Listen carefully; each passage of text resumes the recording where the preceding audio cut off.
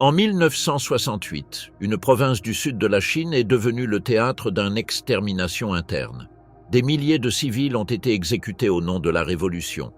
Des familles entières ont disparu. Les rapports officiels parlaient d'ennemis du peuple. En réalité, ce furent des purges indiscriminées. L'armée populaire de libération et les milices locales ont coordonné les massacres.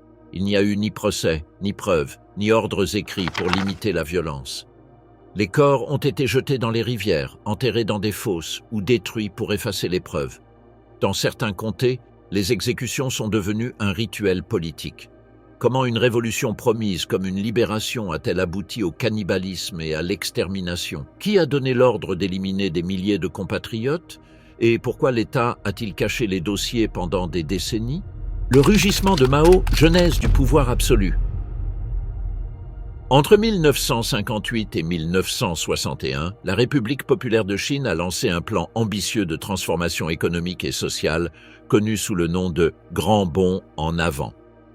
L'initiative, conçue par Mao Zedong, visait à transformer un pays essentiellement agraire en une puissance industrielle capable de rivaliser avec les nations occidentales. La stratégie reposait sur la collectivisation totale de la campagne et sur la promotion simultanée de la production agricole et industrielle. En pratique, cela signifiait la réorganisation forcée de millions de paysans en communes populaires et la construction improvisée de fours à acier dans les villages ruraux. La planification était subordonnée à des slogans politiques. Les objectifs de production, dépourvus de soutien technique, étaient fixés depuis Pékin sans tenir compte des conditions locales. Alors que les paysans abandonnaient la culture de la terre pour alimenter des fours rudimentaires, les récoltes commencèrent à diminuer. Les rapports qui arrivaient à la capitale montraient des chiffres de rendement de plus en plus élevés, mais ils étaient le produit de la pression politique et de la manipulation statistique. Les fonctionnaires locaux, craignant d'être accusés de manque de ferveur révolutionnaire, gonflaient les résultats pour atteindre les quotas imposés. L'État, faisant confiance à ces données falsifiées, réquisitionnait des grains en quantité qui laissaient les communes sans réserve. La chaîne d'erreur s'est propagée à travers tout le territoire. La famine s'est étendue dans les provinces de l'intérieur, provoquant des millions de morts. Les estimations varient selon les sources, mais toutes s'accordent à dire que ce fut l'une des plus grandes catastrophes démographiques du XXe siècle. L'échec du Grand bond en avant a affaibli la position politique de Mao au sein du Parti communiste. En janvier 1962, la conférence dite des 7000 cadres a réuni les principaux dirigeants du pays à Pékin. Au cours de ces sessions, des critiques discrètes ont émergé concernant les récentes politiques économiques.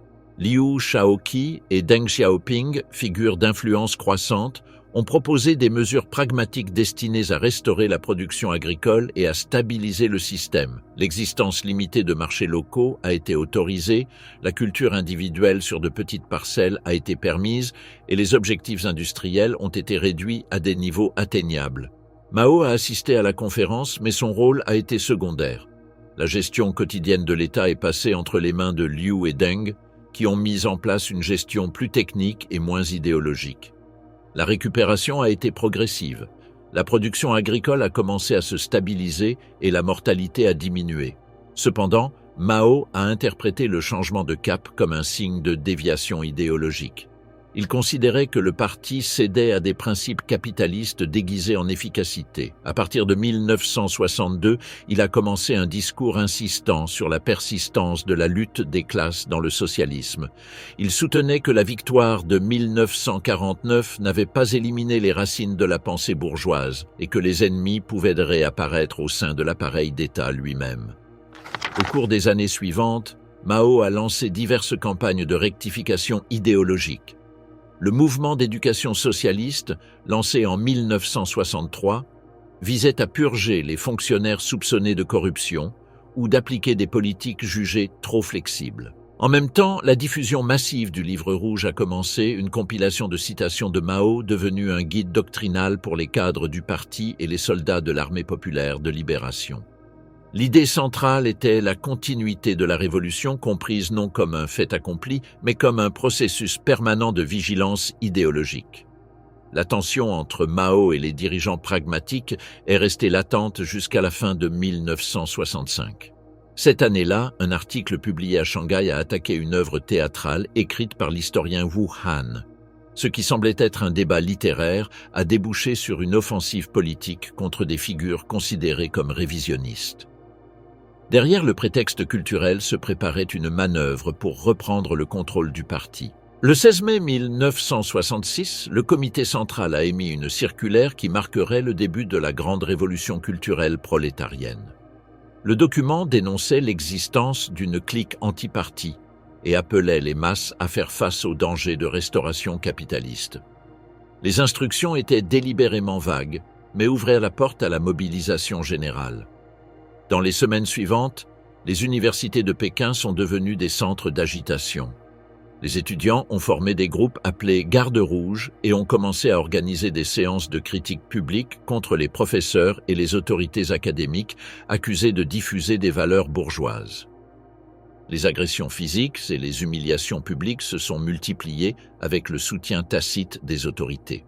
Le 1er août, Mao est apparu sur la place Tiananmen lors d'une grande manifestation et a salué personnellement les Gardes rouges. Sa présence a consolidé le caractère officiel du mouvement. Quelques jours plus tard, il a publié dans le Journal du Peuple un court texte intitulé « Bombarder les quartiers généraux » dans lequel il exhortait à attaquer les structures internes du parti contaminées par le révisionnisme. Le slogan a légitimé la violence politique. Le 5 août, une directrice adjointe d'école a été battue à mort par ses propres élèves. Aucune institution n'est intervenue. La police a reçu l'ordre de ne pas interférer dans les conflits définis comme révolutionnaires et les tribunaux ont suspendu les procès liés à ces actes. Pendant l'été de 1966, la violence s'est propagée dans tout le pays. Les Gardes rouges ont envahi les maisons, confisqué des objets considérés comme bourgeois et détruit le patrimoine culturel accumulé durant des siècles. Les temples bouddhistes et taoïstes ont été pillés. Les bibliothèques réduites en cendres et les cimetières historiques profanés. Les campagnes se concentraient sur l'élimination des 4 vieilleries, vieilles idées, vieilles cultures, vieilles coutumes et vieux habits. La définition d'ennemi s'est étendue sans contrôle. Aux intellectuels et fonctionnaires se sont ajoutés enseignants, ingénieurs et médecins. Les accusations étaient basées sur l'origine familiale et les antécédents avant la Révolution. Les enfants d'anciens propriétaires terriens ou commerçants étaient marqués comme suspects et exclus de l'éducation et de l'emploi de l'État. Dans les provinces, les dirigeants locaux ont tenté de contenir l'agitation en créant leur propre groupe révolutionnaire ou en détournant les accusations vers des rivaux politiques. La structure administrative a commencé à s'effondrer. Au début de 1967, la désintégration atteignit des niveaux critiques. À Shanghai, des groupes de travailleurs et d'étudiants proclamèrent la soi-disant « Commune de Shanghai », inspirée du modèle de Paris de 1871. L'expérience visait un gouvernement révolutionnaire direct, sans hiérarchie ni bureaucratie, mais elle déboucha rapidement sur des disputes internes. Des mouvements similaires surgirent dans d'autres régions, accompagnés d'affrontements entre factions rivales. L'Armée populaire de libération reçut l'ordre d'intervenir, bien qu'elle fût également divisée. Certains officiers sympathisaient avec les Gardes rouges, d'autres réclamaient le rétablissement de l'ordre. Sans orientation claire de Pékin, chaque unité agissait de sa propre initiative. Le pays est entré dans une période d'affrontements armés dispersés. Dans des provinces comme le Sichuan, le Heilongjiang et le Guangxi, des groupes opposés se sont affrontés avec des armes prélevées dans des arsenaux militaires. Les villes ont été paralysées, les hôpitaux se sont effondrés, et les services de base ont été interrompus. Dans ce contexte, la violence a été interprétée comme une forme d'engagement politique. Les directives de Mao encourageaient l'initiative populaire, mais ne fixaient pas de limites. L'ambiguïté est devenue une politique d'État. Les luttes personnelles et les rivalités locales se sont masquées sous le langage de la pureté idéologique.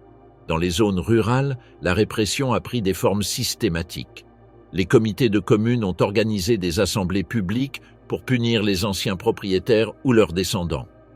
Les punitions comprenaient des travaux forcés, l'expulsion, la confiscation de biens et des exécutions sommaires.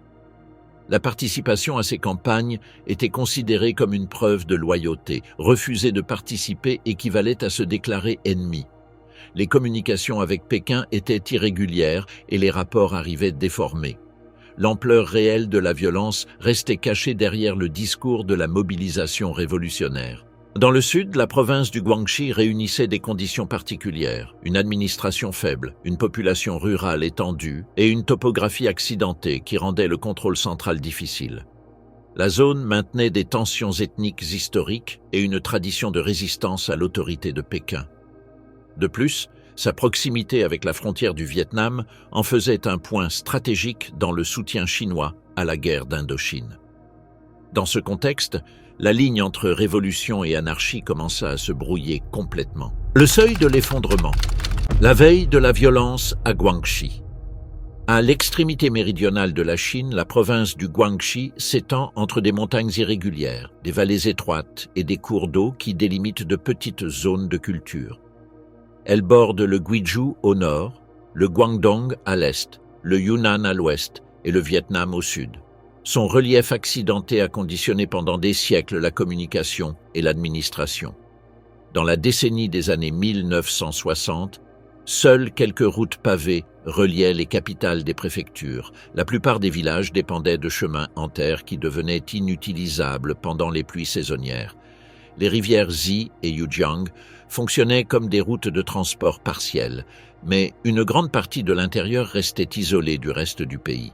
La population se distribuait en communautés rurales, consacrées à l'agriculture de subsistance.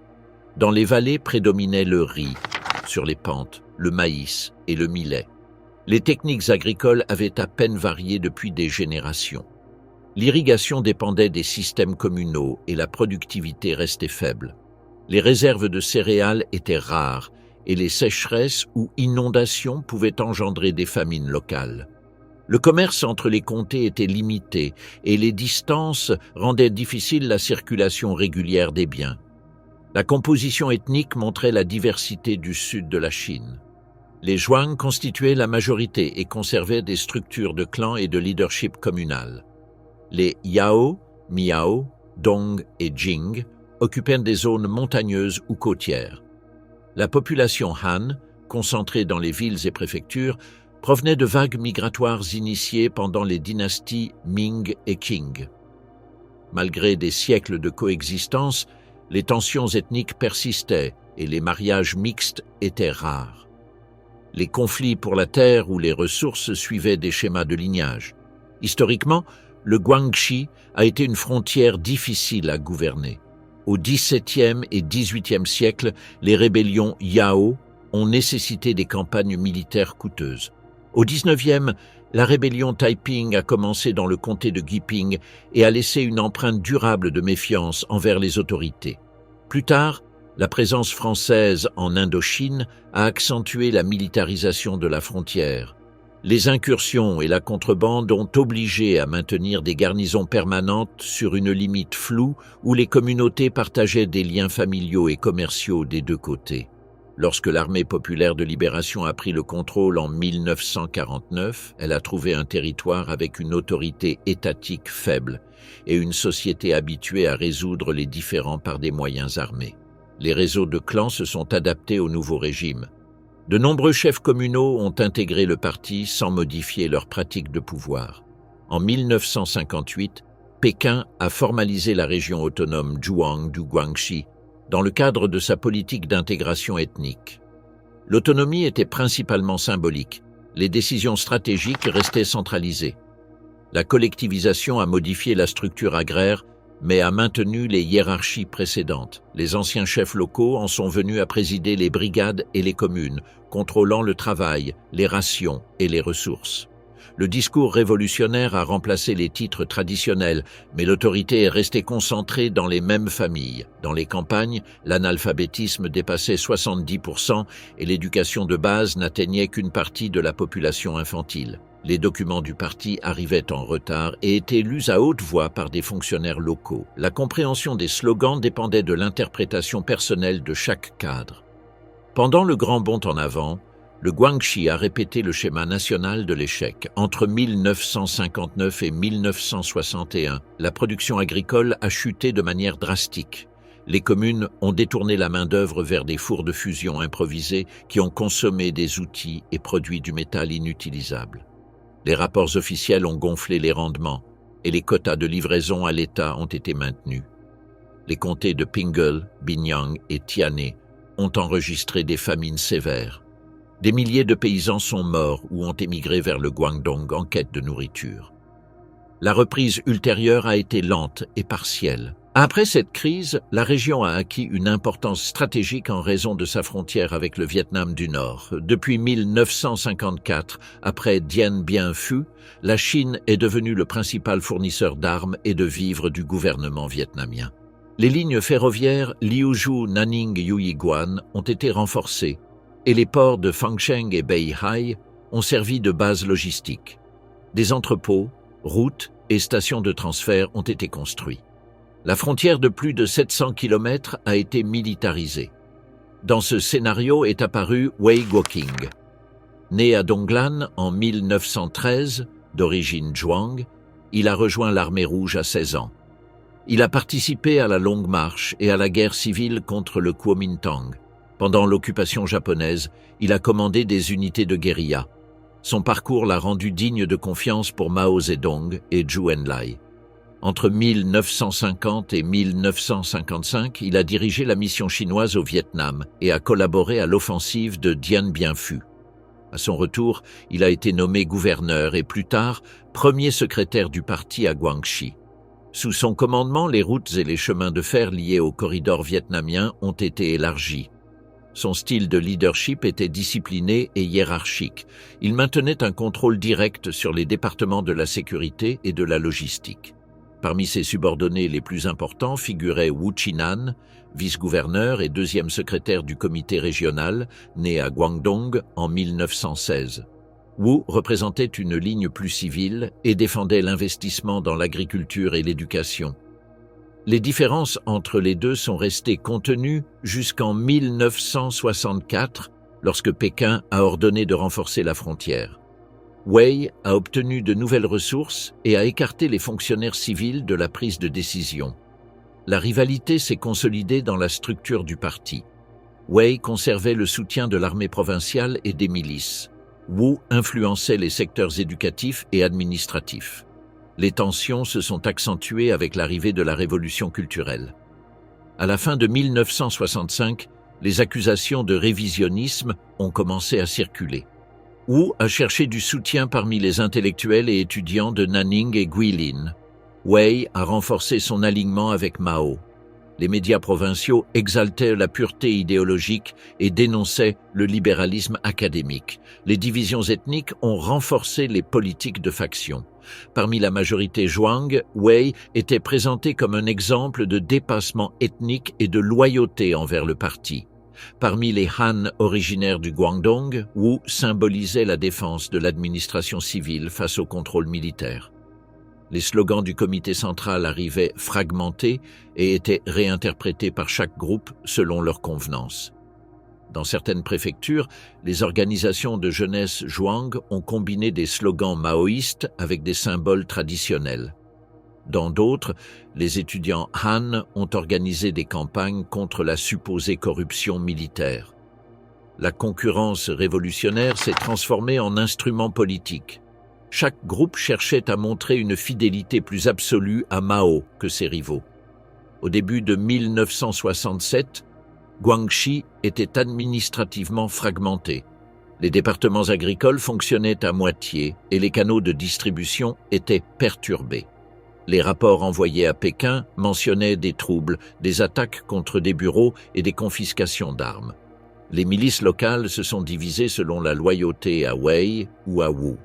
À Nanning, des manifestations étudiantes en faveur de Wu ont été réprimées par des unités armées sous le contrôle de Wei. Des faits similaires se sont répétés à Guilin, Liuzhou et Baize. L'effondrement administratif a coïncidé avec la persistance d'une culture de violence locale. Dans les montagnes de l'Ouest, les anciens conflits entre clans Zhuang et Yao ont ressurgi sous le discours de la lutte des classes. Les disputes pour la terre et l'eau ont été réinterprétées comme des affrontements idéologiques. Les vengeances personnelles ont pris la forme de campagnes révolutionnaires. La frontière méridionale de la Chine est ainsi devenue une zone où idéologie et tradition se confondaient et où le pouvoir réel dépendait moins de la loi que de la capacité à exercer la force. De camps en guerre, la naissance des factions rivales. L'arrivée de la révolution culturelle au Guangxi pendant les premiers mois de 1967 a coïncidé avec un appareil administratif affaibli et une société divisée par des rivalités antérieures. Les slogans en provenance de Pékin, qui exigeaient de détruire l'ancien et de purger le révisionnisme, ont été interprétés de manière diverse par les autorités locales. Dans un environnement marqué par des tensions ethniques et une méfiance institutionnelle, les discours sur la pureté idéologique se sont transformés en disputes pour le contrôle politique. Les étudiants, enseignants, travailleurs et paysans ont commencé à s'organiser en groupes qui reflétaient la division du pouvoir entre Wei Guoqing et Wu Qinan. Le mouvement a pris naissance dans les centres éducatifs. À Nanning, Guilin et Liuzhou, les universités et écoles normales ont formé des associations de gardes rouges, inspirées par les modèles de Pékin et Shanghai. Les premières actions consistaient en des assemblées publiques de critiques contre des professeurs accusés de promouvoir des valeurs bourgeoises. En janvier 1967, les principales institutions éducatives étaient paralysées.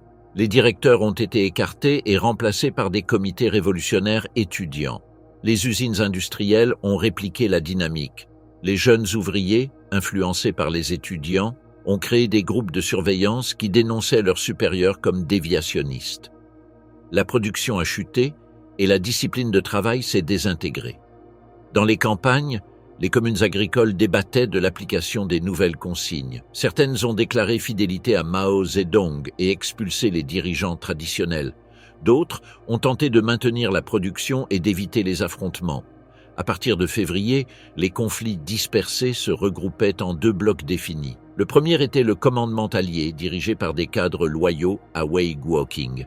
Sa base se trouvait dans l'administration provinciale, dans les unités de l'armée populaire de libération et dans les départements de la sécurité publique. Il réunissait des fonctionnaires vétérans du parti et des employés gouvernementaux avec expérience militaire. Son objectif déclaré était de préserver la stabilité politique et de protéger l'appareil d'État face aux excès des gardes rouges.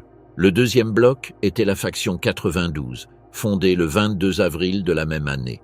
Elle était composée d'étudiants radicalisés, d'enseignants écartés et de travailleurs d'usines. Elle se présentait comme défenseur du vrai maoïsme et accusait le commandement allié de cacher un réseau révisionniste.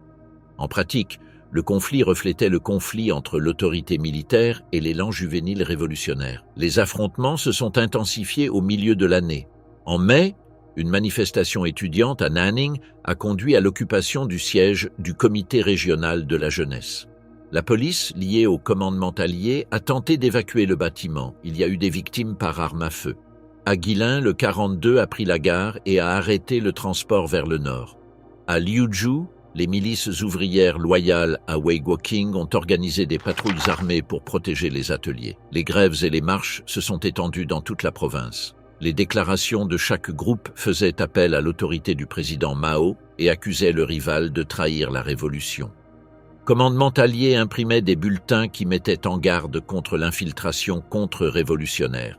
Le 422 répondait par des communiqués qui accusaient Wei Guoqing de reproduire le modèle bureaucratique que la révolution devait détruire. Les pamphlets et les émissions radio improvisées ont renforcé la division entre les factions et ont éliminé les positions intermédiaires. La lutte pour les armes a été décisive. En juin, la 422 a pris un dépôt de munitions de l'armée populaire de libération aux abords de Nanning. Le haut commandement provincial a ordonné sa récupération. L'opération a laissé des dizaines de morts et a marqué le passage de la confrontation politique à la guerre ouverte.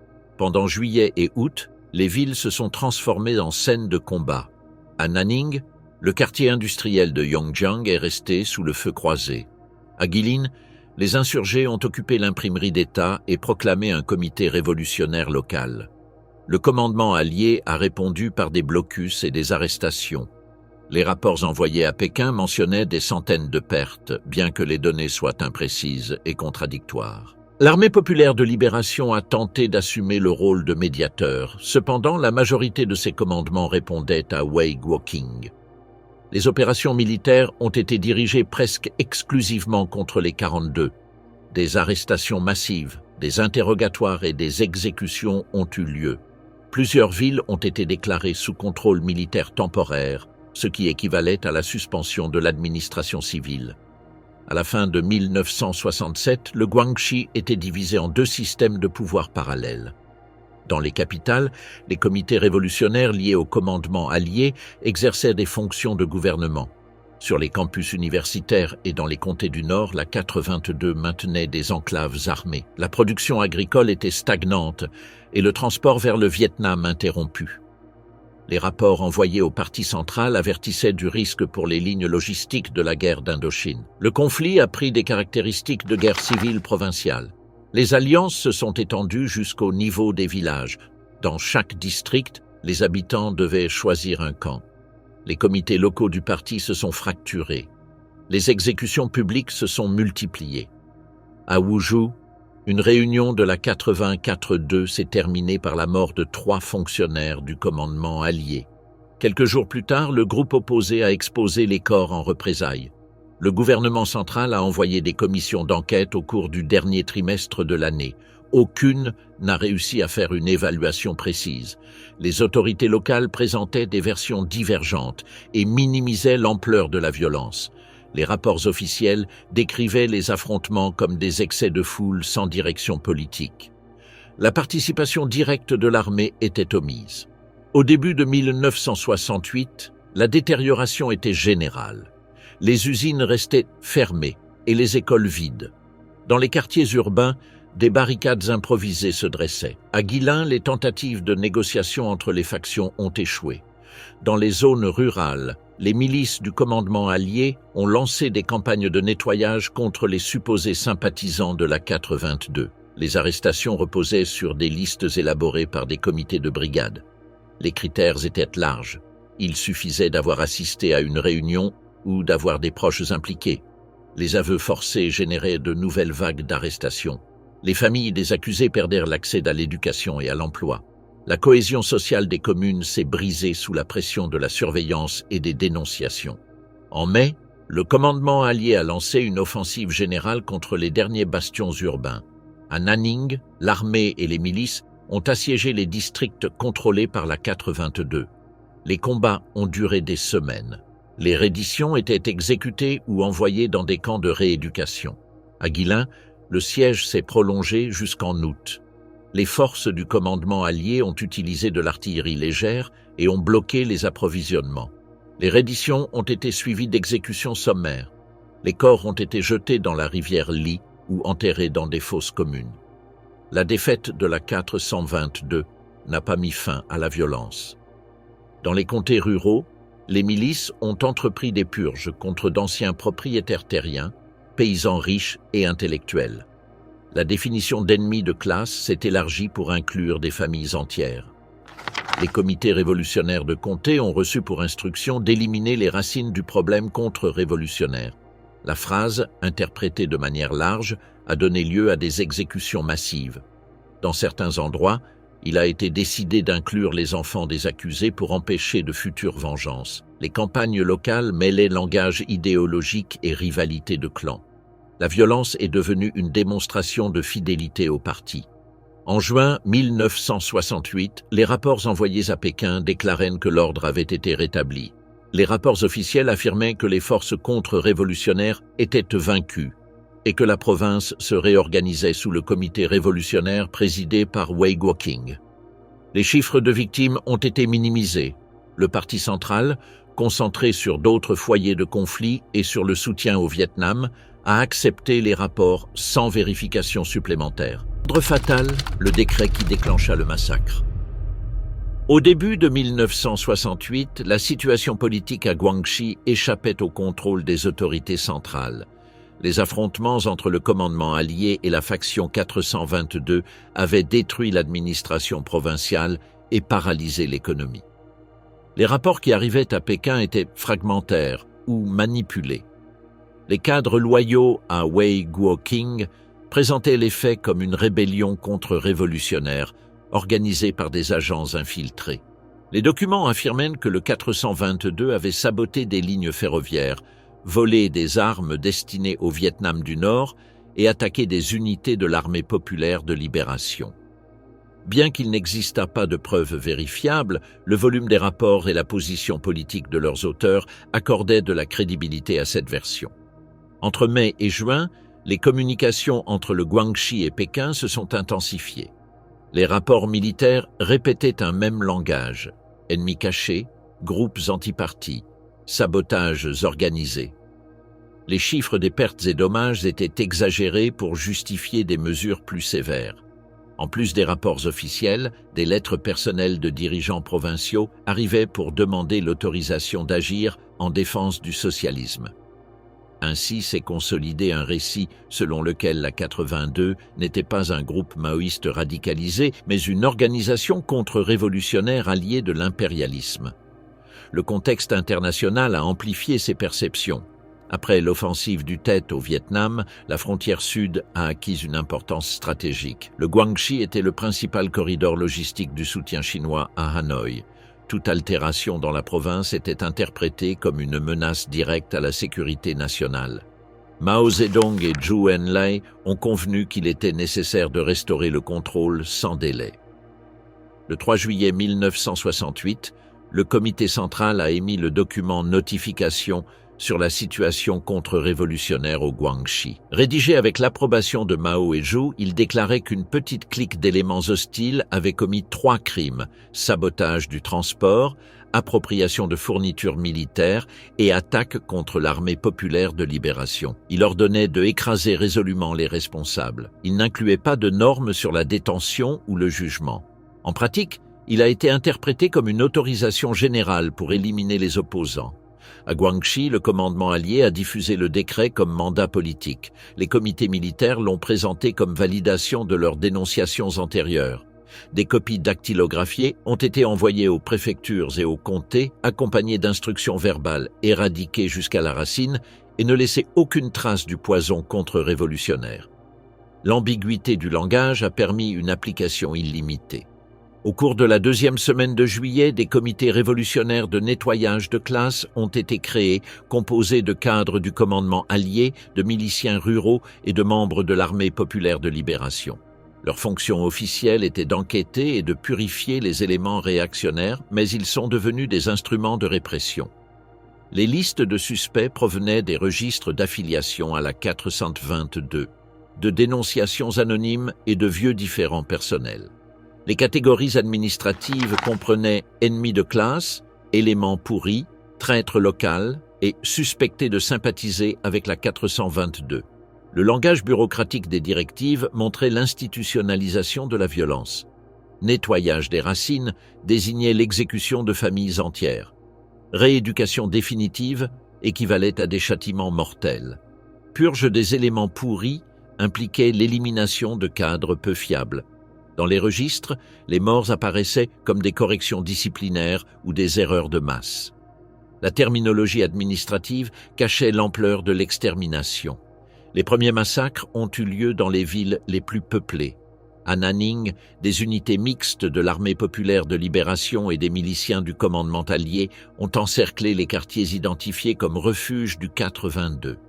Les arrestations ont été effectuées par groupes. Les détenus étaient transportés vers des écoles ou des entrepôts transformés en centres d'exécution. Lors d'assemblées publiques, des confessions étaient exigées et les accusés étaient exécutés par armes à feu ou battus à mort. Les corps étaient enterrés dans des fosses communes ou jetés dans le fleuve Yonge. Entre le 15 et le 20 juillet, des centaines de morts ont été enregistrés dans différents districts de la capitale. À Liuzhou, centre industriel de la province, la répression a suivi un schéma similaire. Les travailleurs suspectés ont été obligés de défiler avec des pancartes d'auto-incrimination.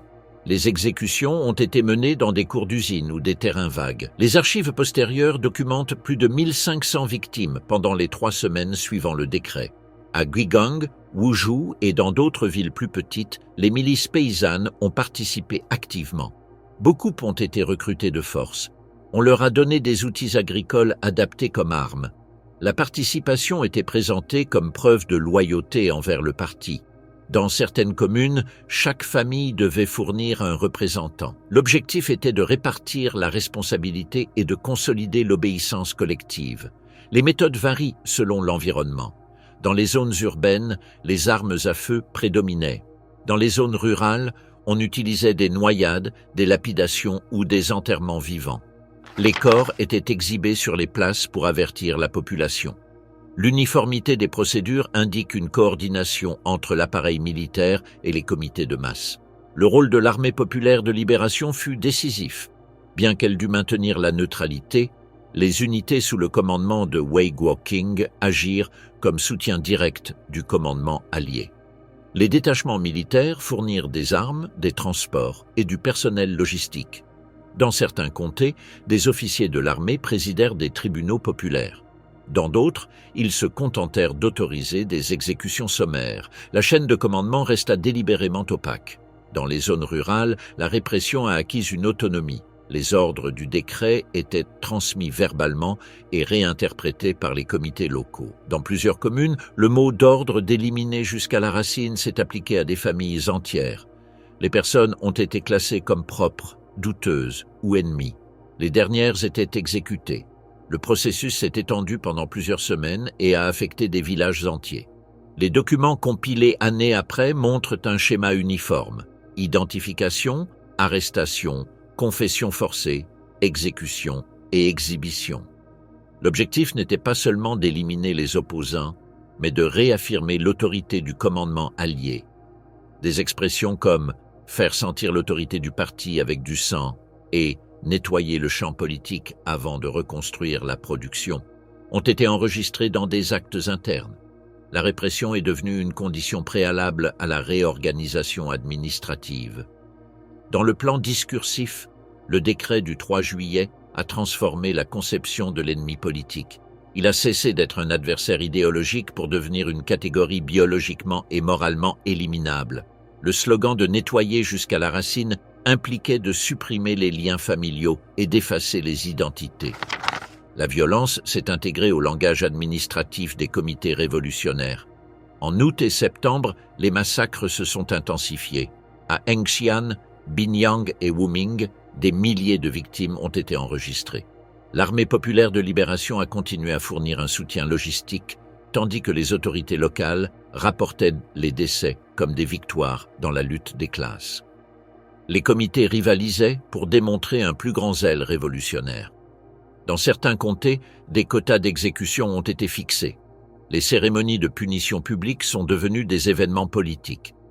Les victimes comprenaient d'anciens propriétaires terriens, des intellectuels, des fonctionnaires retraités et des paysans étiquetés comme indécis. Il n'y avait pas de résistance institutionnelle. Toute critique était considérée comme une complicité avec les contre-révolutionnaires. Les communications avec Pékin étaient toujours contrôlées par les bureaux de Wei Guoqing, qui décrivaient les événements comme des succès du processus révolutionnaire.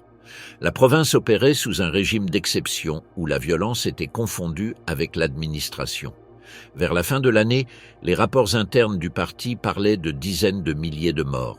Les chiffres variaient entre 50 000 et 100 000, sans enregistrement vérifiable. Les exécutions ne suivaient plus de critères politiques définis. Elles s'étaient étendues aux disputes personnelles, aux rivalités locales et aux vengeances de clans. Le langage du décret s'appliquait à tout individu considéré comme problématique. Le processus initié par l'ordre du 3 juillet a transformé la violence en structure gouvernementale. La lutte politique entre factions s'est transformée en campagne d'extermination décentralisée soutenue par la coopération entre l'appareil militaire et les masses mobilisées. Le contrôle administratif a été remplacé par la terreur. Dans les mois suivants, les zones rurales du sud du Guangxi expérimenteraient les formes les plus extrêmes de cette répression. L'abîme humain, le cannibalisme sous le drapeau rouge. Entre mai et août de cette année, Wuxuan est devenu le théâtre d'une violence qui a combiné des exécutions collectives avec la consommation rituelle d'organes humains. La reconstitution ultérieure, basée sur des documents officiels et sur des rapports élaborés par des équipes de recherche envoyées depuis Pékin dans les années 80, a permis d'établir la séquence des faits. Les registres montrent un schéma de répression intensive, dans lequel les détentions, Les exécutions et les soi-disant banquets révolutionnaires se sont succédé dans un cadre d'impunité et de ferveur idéologique. Le processus a commencé par des arrestations massives de personnes classées comme sympathisants de la faction 82 ou ayant des liens familiaux avec elle. Les listes de détenus étaient établies à partir de dénonciations anonymes et de dossiers de classe considérés comme négatifs. Anciens propriétaires terriens, paysans riches, intellectuels ou contre-révolutionnaires. Les prisonniers étaient conduits dans des écoles, des entrepôts ou des locaux communaux. Là, des séances de lutte avaient lieu qui se terminaient par des exécutions immédiates ou par des transferts vers des centres de détention improvisés. La chronologie indique une violence organisée. Durant le mois de mai, les exécutions se concentraient sur les dirigeants locaux. En juin, les premiers enregistrements d'extraction d'organes pour consommation ont fait leur apparition. Les organes les plus demandés étaient le foie et le cœur. Ils étaient extraits immédiatement après la mort ou, dans certains cas, pendant l'agonie pour conserver leur fraîcheur.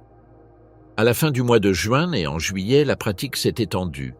Les documents décrivent des réunions appelées « banquets révolutionnaires », où les organes des exécutés étaient cuisinés tandis que des slogans étaient lus et des serments de fidélité au parti étaient proclamés. Août concentrait les plus hauts indices de violence, avec des cérémonies publiques où la consommation était présentée comme une preuve de pureté idéologique. Les victimes ne se limitaient pas aux militants de la 422.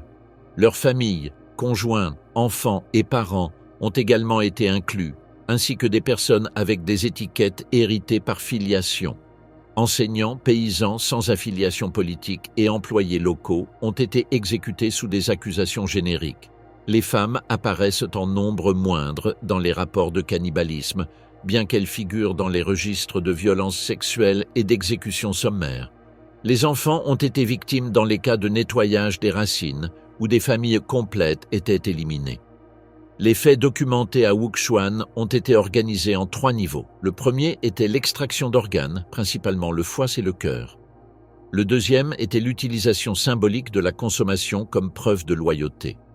Tout le monde n'était pas obligé de participer, mais ceux qui refusaient l'acte étaient soupçonnés. L'ingestion servait de démonstration d'engagement politique et scellait la complicité des présents. Le troisième était la dimension organisationnelle. Les dirigeants locaux autorisaient, les miliciens exécutaient, et les cuisiniers ou le personnel sanitaire préparaient les organes. Cette division fonctionnelle transformait la pratique en une procédure répétable, liée à la routine des brigades. La justification combinait superstition locale et idéologie révolutionnaire. Des croyances sur le pouvoir médicinal des organes et sur leur capacité à transmettre du dynamisme ou du courage se sont répandues. Ces idées se sont fusionnées avec la rhétorique maoïste qui parlait d'éliminer le poison contre-révolutionnaire et de purifier les masses. La tradition curative locale offrait un moyen pratique d'exprimer cette métaphore: consommer l'ennemi. Il ne s'agissait pas d'un retour aux coutumes ancestrales, mais d'une réinterprétation politique au sein d'un système qui avait aboli les limites légales. Les recherches ultérieures ont enregistré des dizaines de cas de consommation directe d'organes et plusieurs événements collectifs identifiés comme des banquets. Les dossiers décrivent le nombre de personnes exécutées, la distribution des parties anatomiques et les fonctions assignées à chaque participant. La structure de commandement montrait 3 niveaux: le comité révolutionnaire du comté en tant qu'autorité politique, le département d'armement populaire en tant que fournisseur de moyens et les brigades de production comme base d'exécution et logistique. Les instructions variaient, certains ordres étaient écrits, d'autres étaient transmis verbalement en présence de cadres de haut rang. La séquence opératoire se répétait: identification par des listes, arrestation, séance de lutte, exécution, extraction, cuisson et distribution. Le cycle se terminait par la rédaction d'un rapport politique qui annonçait le succès de la purge. Le recrutement forcé était habituel. Chaque famille devait envoyer un représentant aux actes ou rester marquée par le soupçon. De cette façon, la violence s'est transformée en un mécanisme de contrôle social. Celui qui participait devenait complice et par conséquent immunisé contre la persécution. Le rôle des médecins et des auxiliaires de santé apparaît dans les archives avec des nuances. Certains ont agi sous la contrainte, d'autres ont collaboré volontairement. Leur présence donnait une apparence technique à la pratique. Les rapports consignent des phrases qui attribuaient des bénéfices physiologiques à la consommation d'organes, sans base scientifique. Les hôpitaux fonctionnaient de manière intermittente et, parfois, étaient utilisés pour stocker des détenus ou des cadavres. Les banquets prirent différentes formes. Certains étaient limités aux cadres et aux miliciens, d'autres incluaient des membres des brigades et des membres de la famille. Dans le second cas, les réunions étaient accompagnées de lectures de slogans et de chants révolutionnaires. La quantité de nourriture reçue indiquait la hiérarchie. L'absence devait être justifiée. Dans certains documents apparaissent des quotas de participation et des objectifs de nettoyage par brigade, ce qui montre la normalisation de l'acte comme une obligation collective. La variable ethnique a joué un rôle secondaire.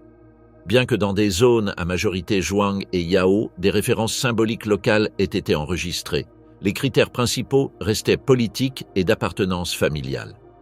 Aucun schéma ethnique de persécution n'a été identifié, mais une extension de la violence à tout le tissu social du comté. Les registres officiels de 1968 comptabilisèrent les morts par catégorie générique: fusillade, tabassage, noyade et enterrement vivant. Les cas de consommation étaient minoritaires en termes absolus, mais ont atteint une grande importance symbolique en raison de leur caractère rituel. Ils représentaient la fusion entre la violence politique et la démonstration publique d'obéissance. La responsabilité était répartie à différents niveaux. Le comité révolutionnaire fixait la ligne politique.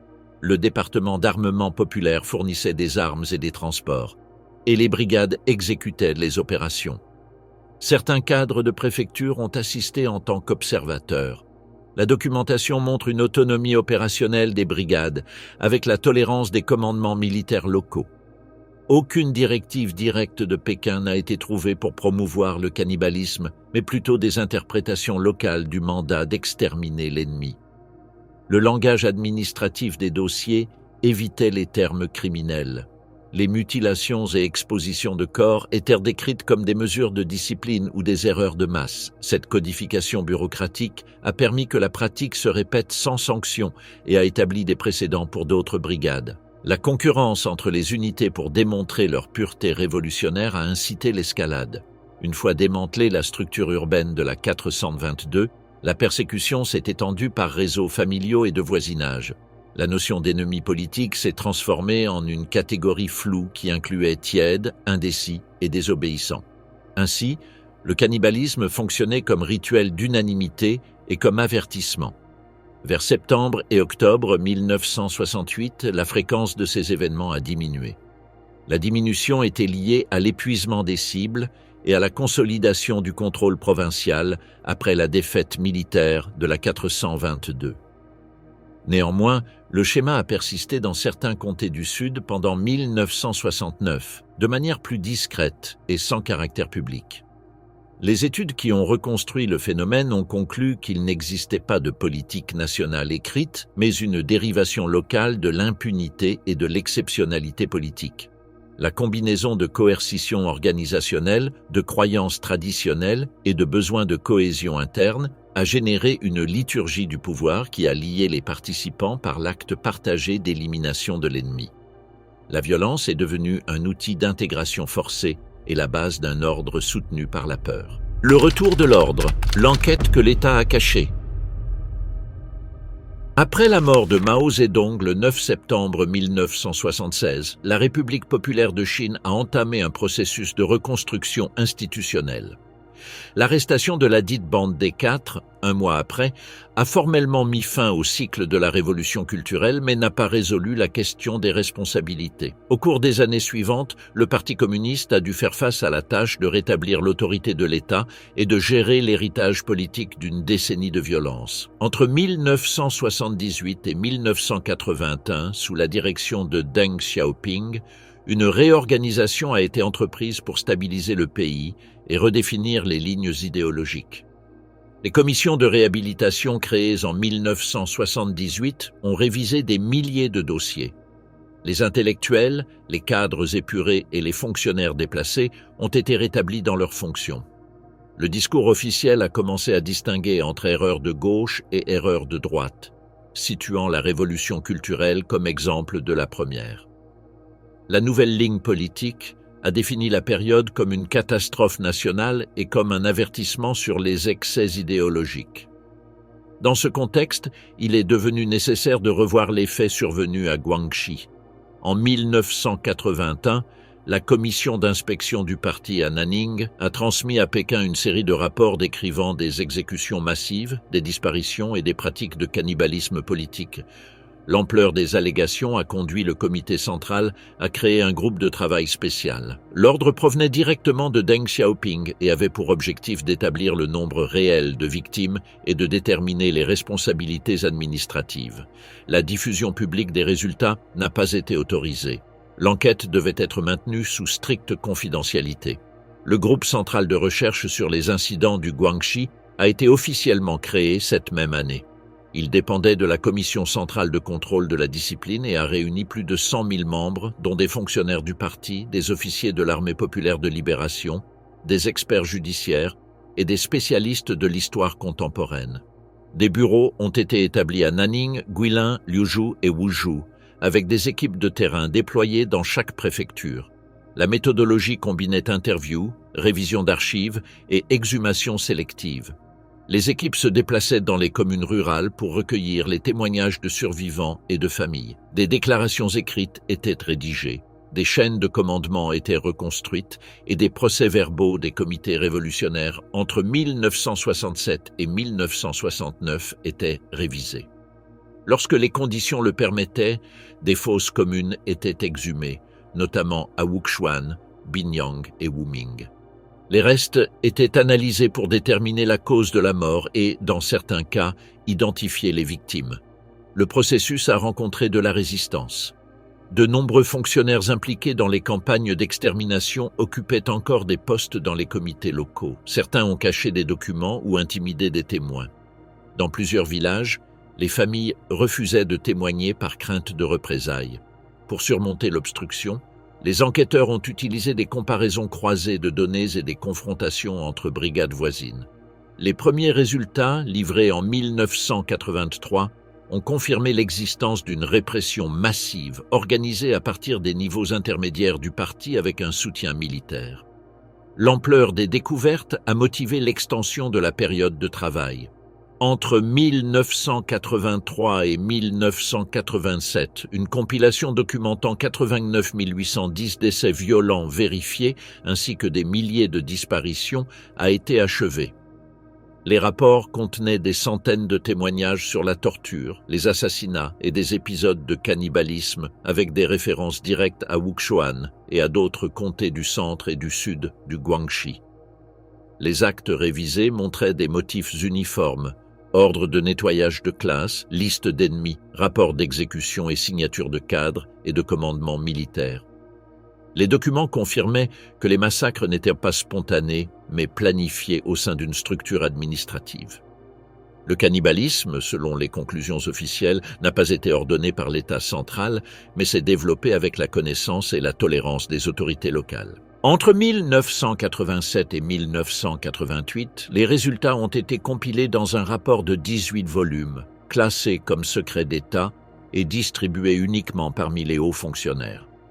Les volumes incluaient des transcriptions de témoignages, des cartes de localisation des fosses et des listes nominales des victimes.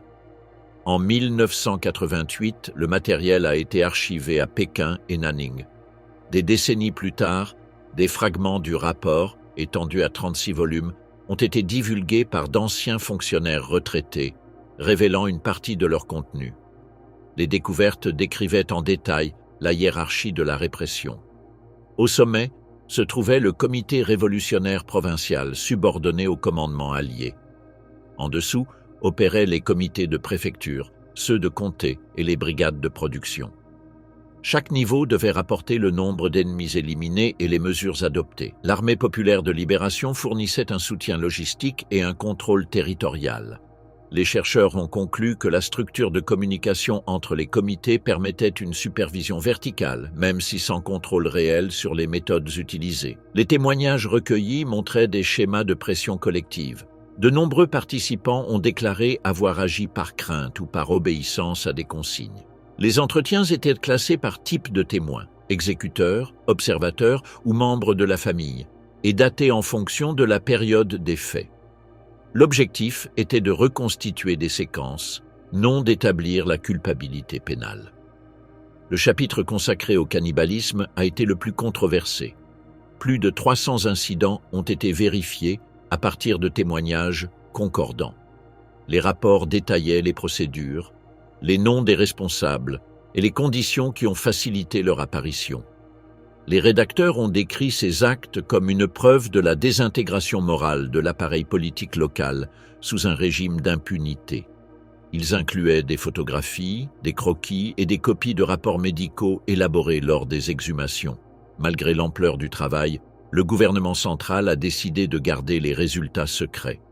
Après les événements de 1989 à Tiananmen, l'accès aux archives de la révolution culturelle a été encore plus restreint. Les rapports du Guangxi ont été interdits de consultation publique. Les copies déposées à Pékin et à Nanning ont été classées comme matériel de référence interne et les duplications locales ont été détruites. Les sanctions dérivées du rapport ont été limitées. Certains cadres de niveau intermédiaire ont été expulsés ou rétrogradés. Un nombre réduit a fait face à des peines de prison pour abus de pouvoir. Aucun des dirigeants provinciaux de haut rang, y compris Wei Guoqing, n'a été poursuivi. Wei a continué à exercer ses fonctions jusqu'à sa retraite et a été réhabilité officiellement avant sa mort en 1989. Le rapport final a qualifié les massacres d'erreurs graves de gauche sans responsabilité pénale individuelle. La gestion de la mémoire a suivi le modèle de contrôle institutionnel. Les chercheurs ont signé des engagements de confidentialité. Certains ont publié des articles académiques dans les années 90 et 2000. Évitant de mentionner directement les faits de Guangxi, les familles des victimes ont reçu des notifications administratives qui reconnaissaient des erreurs pendant la révolution culturelle sans compensation ni autorisation pour des commémorations. Au cours des années suivantes, la version officielle a intégré le cas dans la narration générale du parti. La révolution culturelle a été présentée comme une leçon surmontée grâce à la direction collective et à la réforme et à l'ouverture. Les archives restent fermées et les chercheurs ne peuvent pas citer directement les documents internes.